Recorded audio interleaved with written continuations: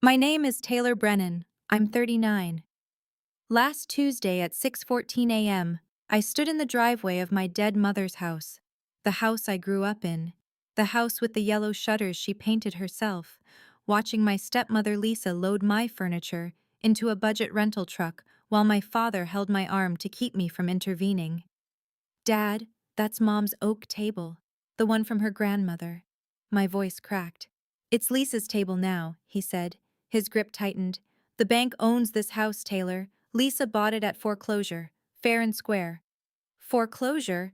Mom paid off this mortgage in 2009. I was there when she burned the papers in the fireplace.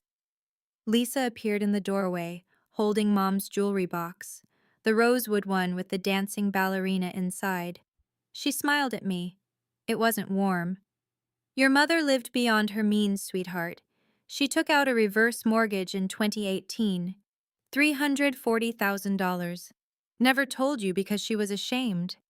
The bank foreclosed 6 months after she died. I purchased it for $290,000, all legal. You're lying. The words came out flat, powerless. Am I? She tilted her head. Where were you when your mother was drowning in debt? Oh, that's right, shelving books for $32,000 a year, playing librarian, some daughter. My father's fingers dug into my bicep. Lisa's been very generous, trying to keep this in the family. Don't make this ugly. Richard, my half-brother, Lisa's son from her first marriage, walked past carrying a box labeled kitchen. He wouldn't look at me. He was 26. He'd lived in this house for exactly 4 years, since Lisa married my father.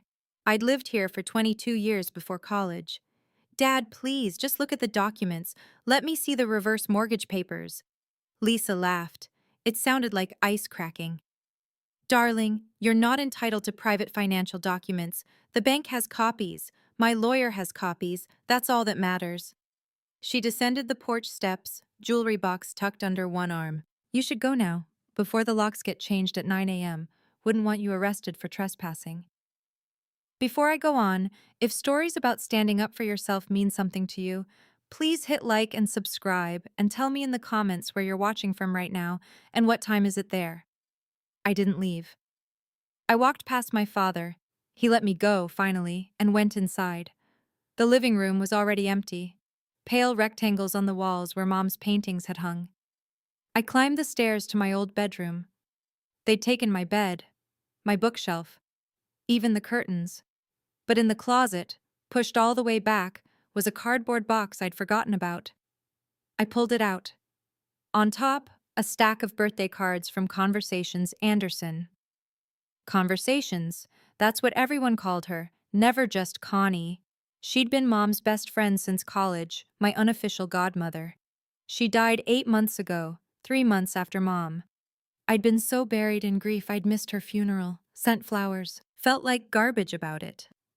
I opened the top card. My 16th birthday. Sweet Taylor, you are made of stronger things than you know. Your mother sees it. I see it. One day, you'll see it too. Keep asking questions, little star. Love, conversations. Little star. She'd called me that since I was 6, because I'd asked her why stars twinkled. She'd explained atmospheric refraction for 20 minutes while my mom laughed and made lemonade. The memory hit me so hard I had to sit on the floor. Let me take you back 33 years, to the summer I was 6. Conversations Anderson lived in a Victorian house on Maple Street with a wraparound porch and a garden that smelled like lavender and tomatoes. She recorded everything. For memories, she'd say, holding up her camcorder, one of those big ones from the 90s that sat on your shoulder. Later, it was a digital camera, then her phone. Conversations, not now, Mom would laugh, swatting the camera away. 20 years from now, you'll thank me, Conversations would say, when Taylor's grown and you want to remember what her voice sounded like at 6. That summer, Mom and Conversations and I made strawberry jam. Conversations filmed the whole thing, me standing on a stool, stirring the pot, Mom with flour on her nose, Conversations narrating, and the little star stirs carefully, so carefully, because the mixture is very hot. Why do you film everything? I asked. Conversations lowered the camera. She looked at me seriously. Because people forget, sweetheart. They forget what was said, what was promised, what was true. But cameras don't forget.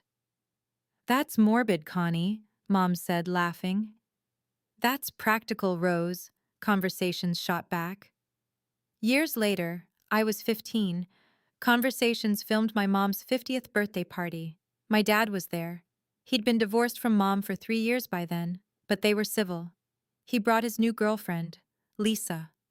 Lisa wore red. She laughed loudly. She touched my father's arm constantly, marking territory. In the video, I found it years later after Conversations died, you can hear her whisper to my father, "When are you going to tell Taylor about the house?" My father murmured something. "Robert, that house is Rose's. It'll be Taylor's someday. You signed the quitclaim in the divorce."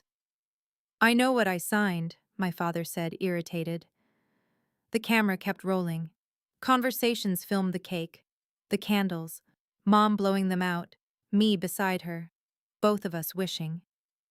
Sitting on the closet floor of my ransacked childhood bedroom, I didn't know about that video yet. I just knew Conversations had loved us, had protected us in ways I didn't understand. I gathered the birthday cards and went downstairs. Lisa was directing two men hauling Mom's couch. "I'm taking these," I said, holding up the box. She glanced at it.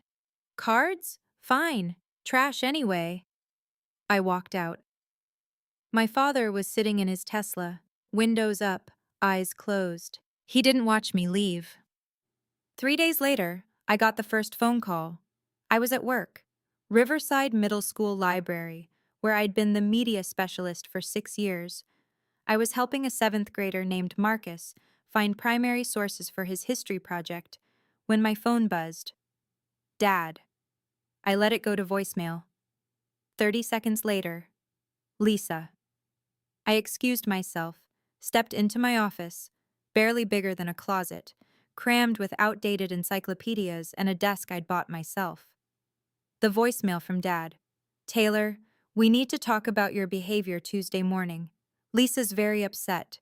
She's been nothing but kind to you, and you've repaid her with hostility. Call me back." Lisa's voicemail.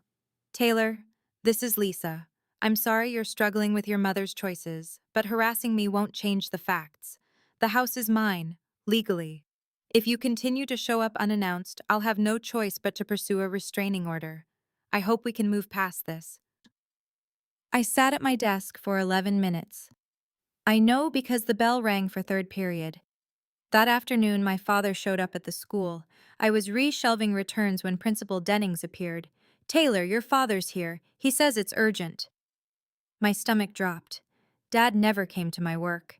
He was waiting in the main office wearing his golf polo and Rolex. He managed a car dealership, 3 of them actually. He'd done well after the divorce. Lisa had done even better. She owned a medical billing company. "Dad, I'm working." "This will only take a minute." He gestured to the hallway. I followed him outside, into the parking lot. He turned to me, and his face was hard. "You need to drop this house thing." "Drop it?" "Dad, that house belonged to your mother, who took out a reverse mortgage because she was drowning in medical bills from the cancer treatments. $340,000. She spent it. It's gone. The bank foreclosed. Lisa bought it. End of story." "Show me the documents." "I don't have to show you anything. You're not entitled." "I'm entitled to the truth!" My voice carried. A teacher walking to her car glanced over. I lowered my volume. "Mom told me she paid off that house. She had the deed. I saw it." "You saw a piece of paper. You were what, 18? You didn't understand what you were looking at." "I understood a deed, Dad." He stepped closer. His voice went quiet, dangerous. "Your mother was sick. She made bad choices. Lisa is helping clean up the mess. You should be grateful someone in this family has money, because God knows you don't." The words hit like a slap. "If you keep pushing this," he continued, "you're going to embarrass yourself. Lisa has lawyers, real ones. You have what? A librarian's salary and a grudge?" He walked back to his Tesla. I stood in the parking lot until the sun started setting. That night, I couldn't sleep. I pulled out Mom's old files, the ones I'd grabbed from her house before she died, medical records, insurance papers, bank statements from 2008, 2009, 2010. No reverse mortgage. I found the deed, recorded in 1987, paid in full, 2009. My mother's signature. No lien. I took photos of everything with my phone. Friday morning, I called the county recorder's office. I'm trying to verify a reverse mortgage on a property, I said. 432 Elmwood Drive. The clerk put me on hold, came back. I'm showing a deed transfer from Rose Brennan to First National Reverse Mortgage LLC in May 2018, then a foreclosure sale to Lisa Miller Brennan in January of this year. That's all I have. Can you send me copies of those documents? Sure, $15 processing fee. They'll be mailed in 5 to 7 business days. I paid with my credit card. My hands were shaking so badly I mistyped the number twice. The documents arrived the following Thursday. I opened the envelope at my kitchen table. My apartment, a one-bedroom in a complex near the highway, $1,340 a month. I'd lived there for 9 years. I made $54,000 a year. I had $3,200 in my checking account. The reverse mortgage papers looked official, watermarked, notarized, my mother's signature at the bottom. Except, I pulled out my phone, compared it to the deed I'd photographed. The signatures didn't match. Not even close. The R in Rose was different. The loop of the E, the slant. Someone had forged my mother's signature. I sat there for 20 minutes, just staring. Then I called a lawyer. His name was Jerome Whitfield. I found him on Google. Real estate fraud attorney. His consultation fee was $350. I didn't have $350 to spare, but I booked it anyway. His office was downtown, in a building with marble floors and a receptionist who looked at my Target flats like they'd offended her. Jerome Whitfield was 60-ish, gray beard, kind eyes. He listened while I explained everything, showed him the documents. He studied them for a long time. "This is a forged signature," he said finally. "I know. Do you have a handwriting expert who can testify to that?" "No, I don't have money for an expert." He leaned back. "Ms. Brennan, I'll be honest. Challenging a foreclosure after the sale is extremely difficult. You'd need to prove fraud. You'd need to sue the bank, the mortgage company, and your stepmother. That's $50,000 minimum in legal fees. And you'd probably lose." My throat tightened. "So I do nothing?" "I didn't say that." He slid a business card across the desk. "This is a friend of mine. She does pro bono work for fraud victims. No promises, but talk to her." I took the card. Rebecca Ortiz, attorney at law. I called her that afternoon, left a voicemail. She called back 3 days later. We scheduled a meeting for the following Tuesday. That weekend, Lisa made her move. Saturday morning, I got a call from my aunt, my father's sister, Patricia. We'd always been close. She'd babysat me as a kid. "Taylor, honey, I need to ask you something, and I need you to be honest." My stomach tightened. "Okay." "Did you steal money from your mother before she died?" The world tilted. "What?" "Lisa says your mother told her you forged checks, took about $8,000 from her account to pay off credit card debt. She says your mom was too heartbroken to press charges." "Aunt Patricia, that's insane. I didn't think so. But Lisa was very specific. She says she has bank statements." "Then she forged those too." Silence. "Taylor, you don't believe me. I didn't say that. You didn't have to." I hung up. I pulled up my own bank records. Every paycheck deposited. Every bill paid. I'd never taken a cent from my mother. When she was sick, I'd paid for her groceries half the time. But Lisa had planted the seed. Over the next 2 weeks, the story spread. My cousin Emily stopped returning my texts. My Uncle Greg unfriended me on Facebook. At Sunday dinner, which I skipped, but heard about later, Lisa told everyone I'd been difficult since Mom died. That grief had made me irrational and accusatory. No one called to ask my side, except Richard. He texted me at 11 p.m. on a Wednesday. "We need to talk. Not about the house. About Mom. Can we meet?" I stared at the message for 5 minutes before responding. "When?" "Tomorrow, 7 a.m. coffee on Ashland Street. Come alone." I didn't sleep that night. The next morning, I arrived at the cafe at 6:50 a.m. Richard was already there, sitting in the back corner, baseball cap pulled low. I sat down. "What's this about?" He didn't look at me. "I need you to stop." "Stop what?" "Investigating. Asking questions. Challenging the sale." "Richard, she forged—" "I know."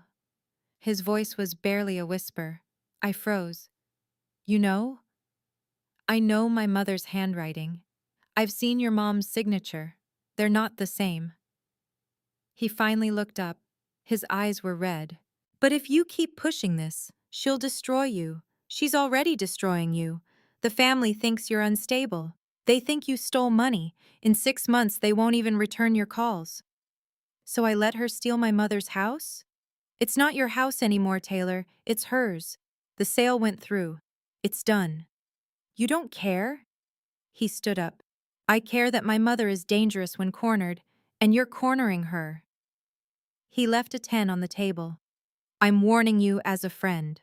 Walk away." He left.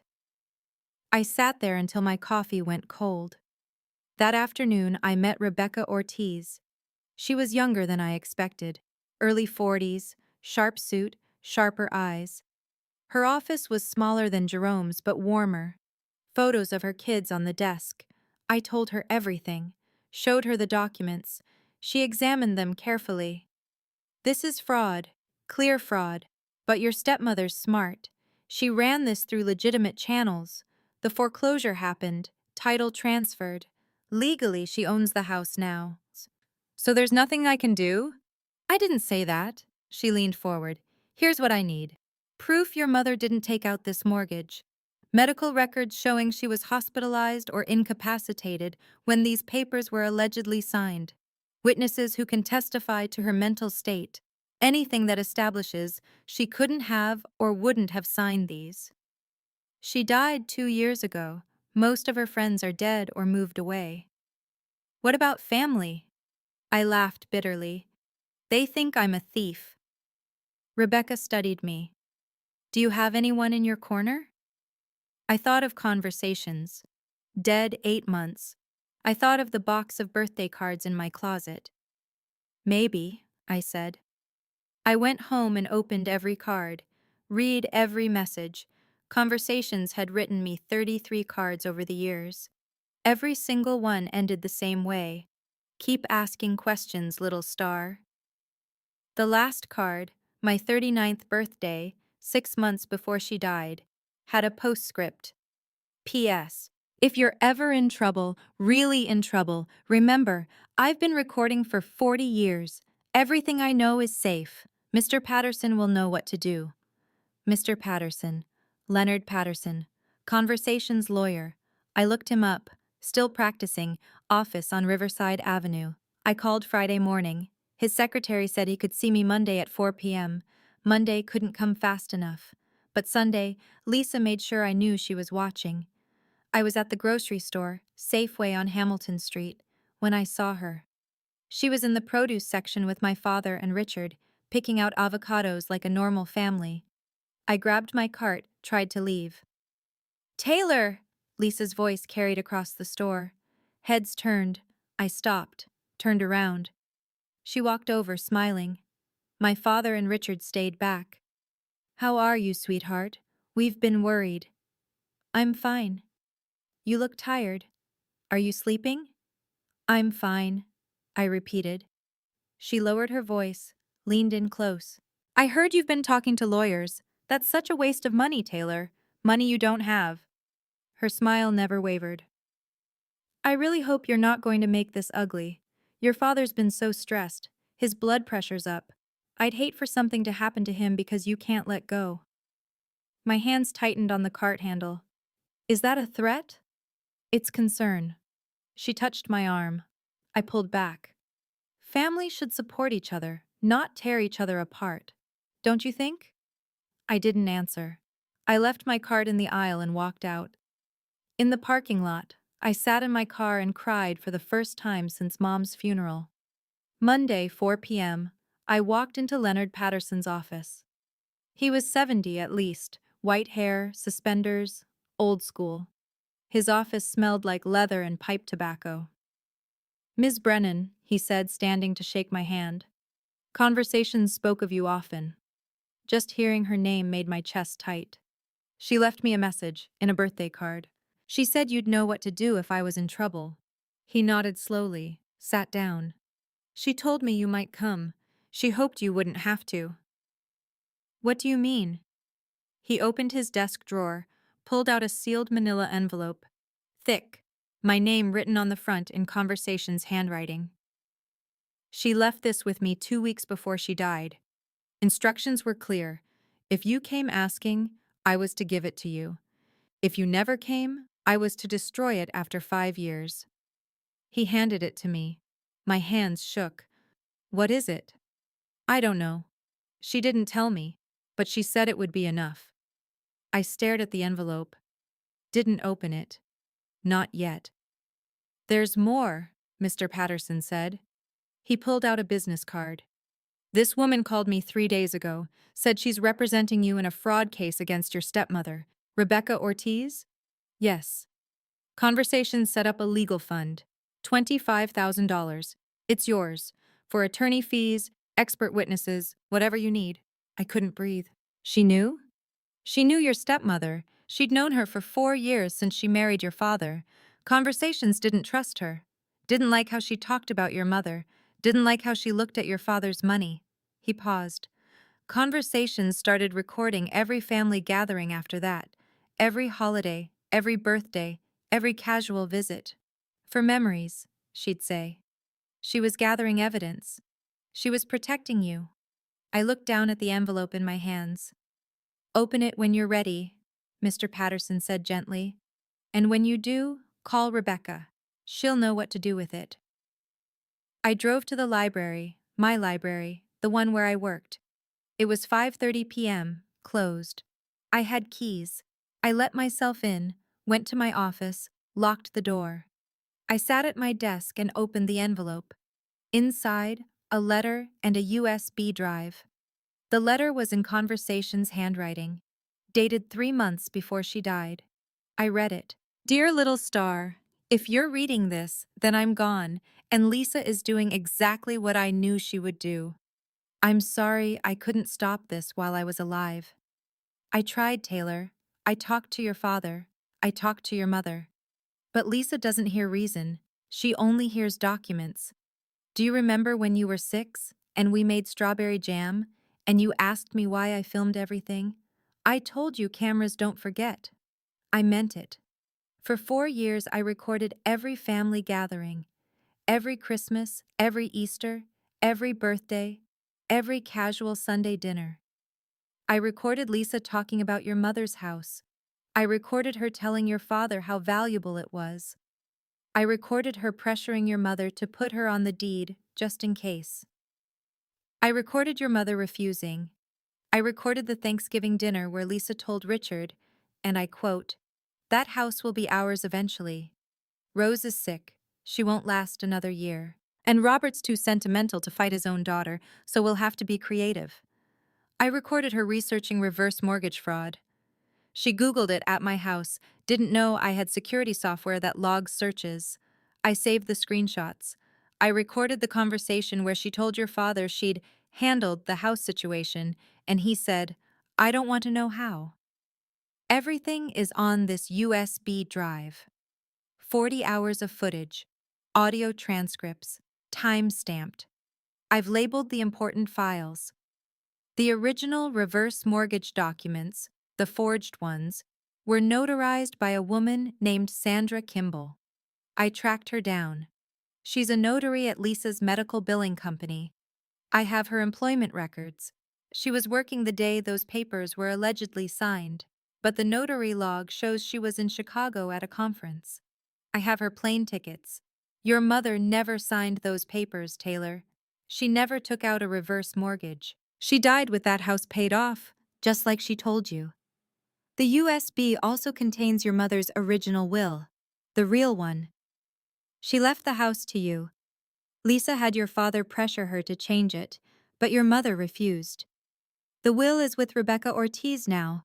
I sent her a copy before I died.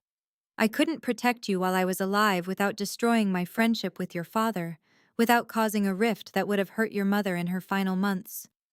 So I did the only thing I could do. I documented everything. You are not a thief. You are not irrational. You are not difficult. You are your mother's daughter. You are made of questions and answers and truth. Show this to Rebecca. She'll know what to do. All my love.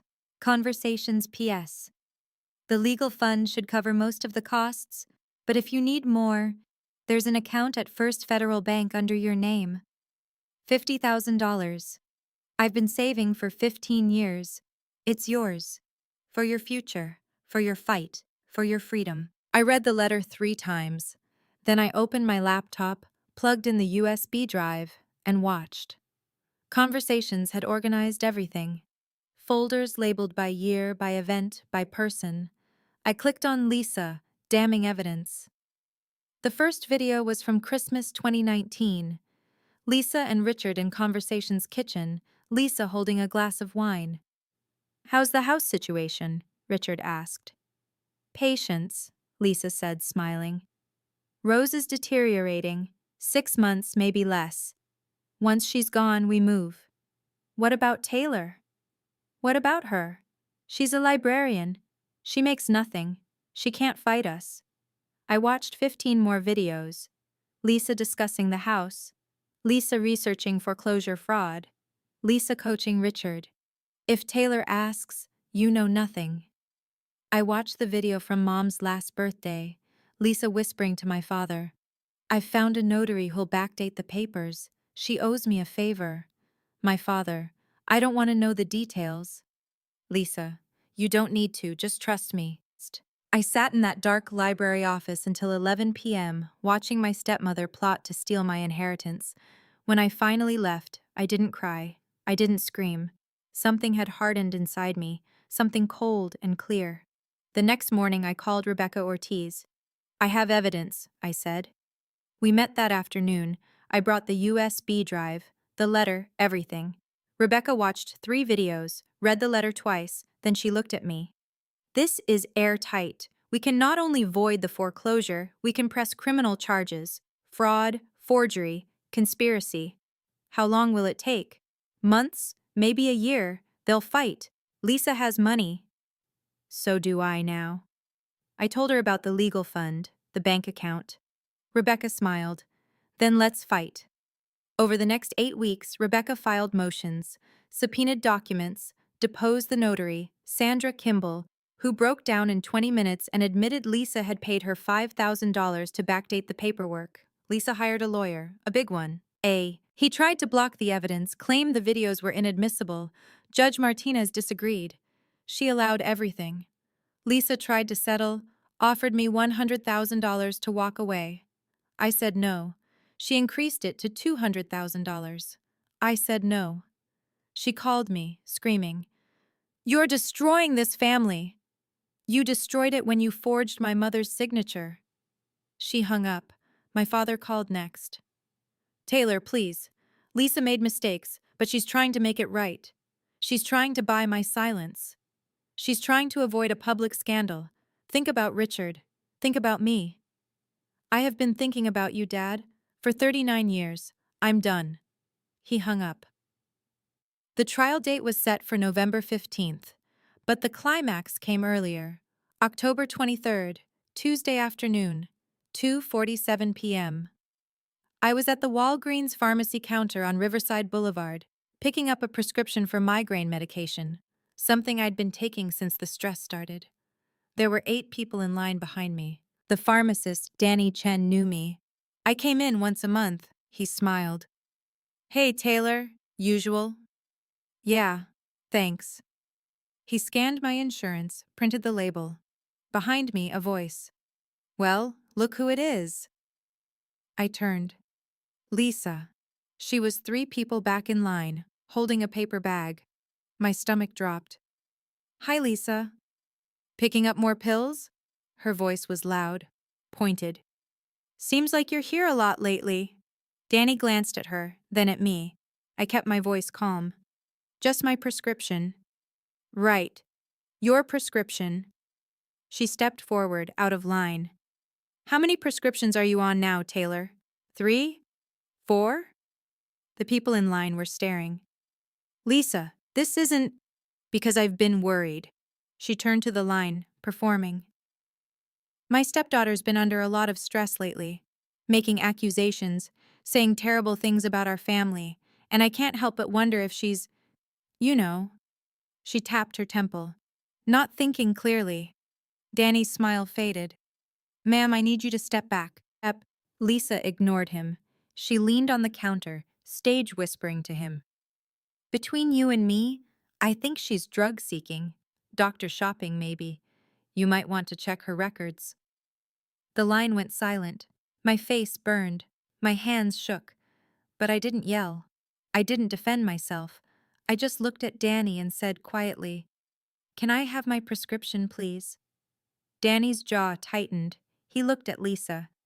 Ma'am, these are legitimate prescriptions for migraine management. Ms. Brennan has been my patient for 6 years. She picks up the same medication, same dosage, once a month. She is not drug-seeking. He handed me the bag. And I'm going to need you to leave now. Lisa's face went red. Excuse me?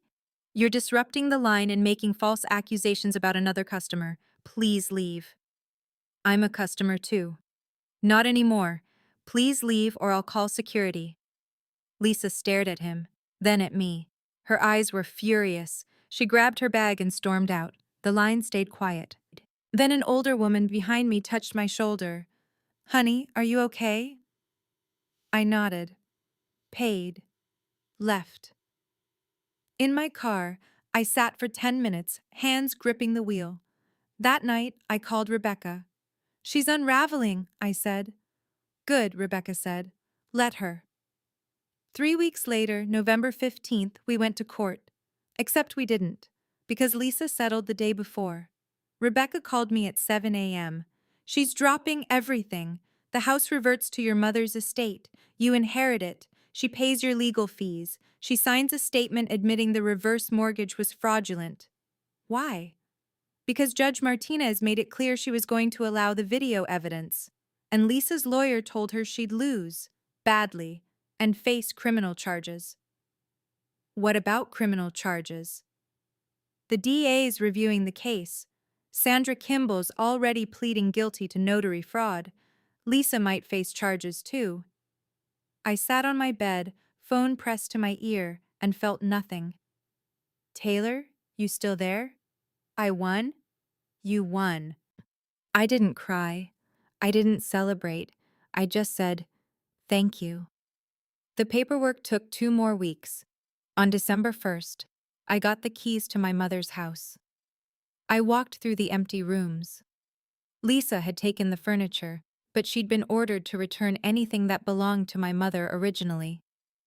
The oak table was back, the jewelry box, the paintings. I stood in the living room where Mom and I used to watch old movies, where conversations had filmed birthday parties and Thanksgivings. I thought about calling my father, decided against it. Richard texted me that night. Congratulations, I'm sorry. I didn't respond. 6 months later, I'm sitting in Mom's house, my house, writing this. I kept my job at the library. I like my job. Lisa was wrong about that, like she was wrong about everything else. I repainted the yellow shutters, planted tomatoes in the garden, like conversations used to. My father and I don't speak. He's still with Lisa. I heard they moved to Arizona. I don't know if that's true. I don't ask. Richard sends a text every few months. Thinking of you. I respond. Thanks. That's all. The house is quiet. I adopted a cat, named her Stella, Latin for star.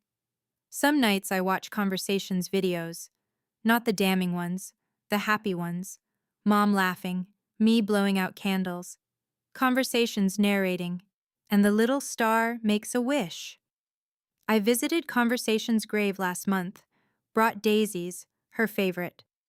Thank you, I said out loud, for remembering when everyone else forgot. The wind moved through the trees. It sounded like her laugh. If you're watching this, and you've ever been called crazy for telling the truth, type, "I told the truth," in the comments. Or if you've ever had to choose between family and your own dignity, type, "I chose me." Both are hard, both are brave. If this story meant something to you, check the description for more stories just like this one. Thank you for being here.